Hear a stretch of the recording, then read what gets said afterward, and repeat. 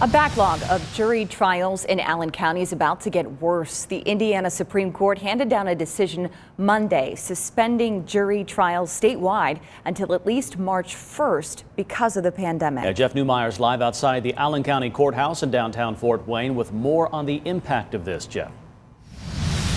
Yeah, Brian, Krista, officials at the courthouse had suspended jury trials until January 11th at least because of a surge of COVID-19 cases in the community. Now, those trials are being pushed back even further, causing some real headaches.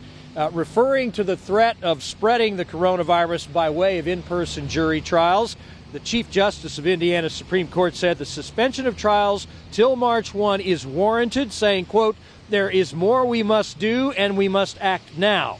Allen County Court officials say there was about a one-year backlog of jury trials even before the pandemic. Now expect that to grow to a year and a half or more.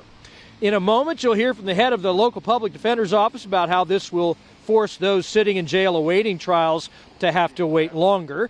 And a commander with the Sheriff's Department will weigh in on the potential impact to the jail population. First, Judge Fran Gull on the backlog of cases. We have hundreds and hundreds of cases that are being pushed back on directive of the Indiana Supreme Court. And of course, we understand the concern that they have about litigants and jurors and the parties and everybody staying safe. It is frustrating for my clients in particular because a lot of these folks want their day in court, and their cases have been continued prior because of court congestion. Most jury trials don't end up at trial. They end up in some type of plea bargain done outside of the Sheriff's Department's hands. So I guess time will tell, and we'll see if it does affect numbers. Now, Deputy Chief Hirschberger, you just heard from there, speaking about the population at the Allen County Jail. You don't want to see those numbers climb too high.